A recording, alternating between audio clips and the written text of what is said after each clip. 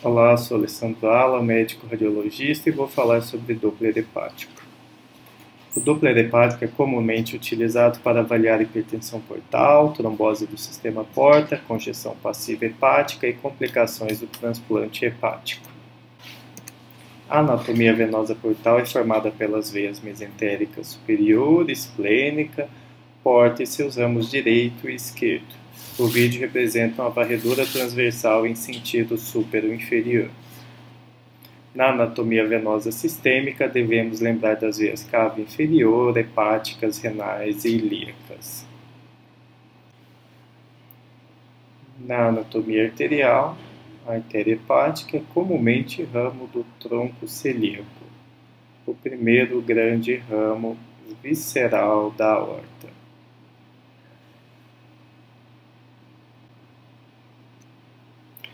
A artéria hepática e a veia porta penetram no fígado através do seu hilo. As veias hepáticas confluem em região póstero superior em direção à cava inferior. A hipertensão portal é caracterizada por aumento da pressão acima de 12 mm de mercúrio, mas não aferimos pressão no exame ultrassonográfico. Conseguimos fazer avaliação indireta através de diversos sinais, devido à rigidez hepática na cirrose e à dificuldade do fluxo portal em passar pelo fígado. O primeiro sinal é o aumento do calibre venoso acima de 1,2 cm.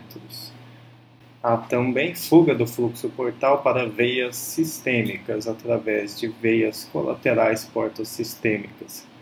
As mais comuns são a fuga para a veia gástrica esquerda, também chamada de coronária, que leva às varizes gástricas e esofágicas. A ruptura dessas varizes tem alto risco de mortalidade pelo choque decorrente da hemorragia.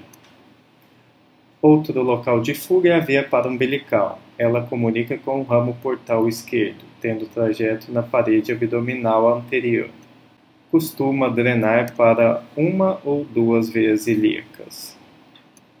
Outro local de fuga é por uma veia comunicante espleno-renal, que pode ser de curto trajeto ou mesmo de longo trajeto ao redor do baço. Comumente, esses pacientes desenvolvem mais de um local de fuga, com varizes esofágicas, periesplênicas e paraumbilicais. Nessa imagem, vemos a direção da veia esplênica em sentido hepatofugal, ou seja, o azul para baixo na referência corresponde ao sentido para a esquerda do fluxo esplênico. Quando observamos o sentido hepatofugal na veia esplênica, é comum visualizarmos comunicação espleno-renal, chamado também de shunt espleno-renal, lembrando que pode ser de curto ou longo trajeto.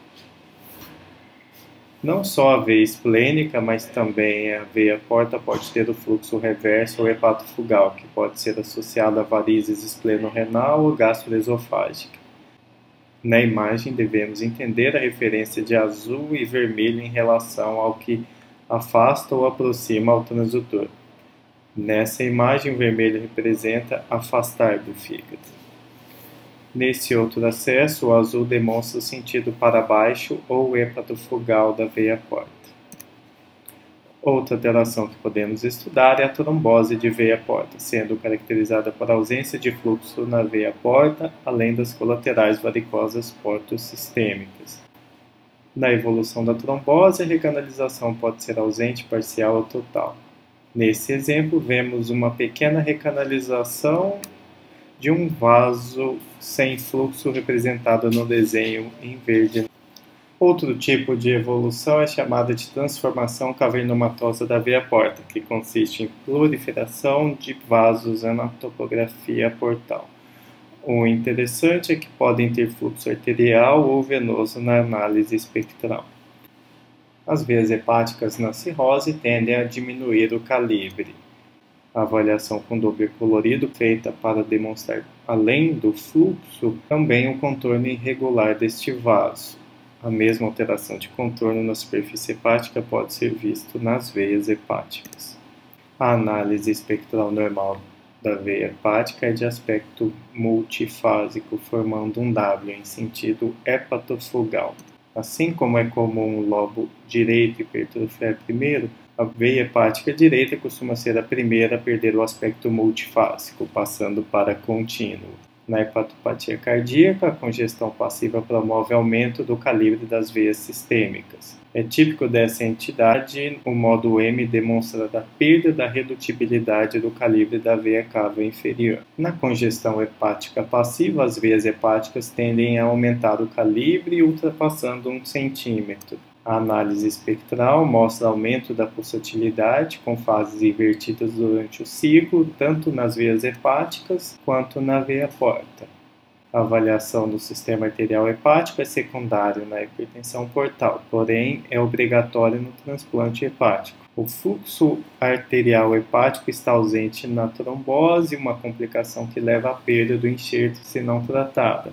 Porém, pode ser observada estenose da artéria hepática, caracterizada por aumento da velocidade acima de 200 cm por segundo no nível da anastromose e um índice de resistência baixo em artérias intrahepáticas.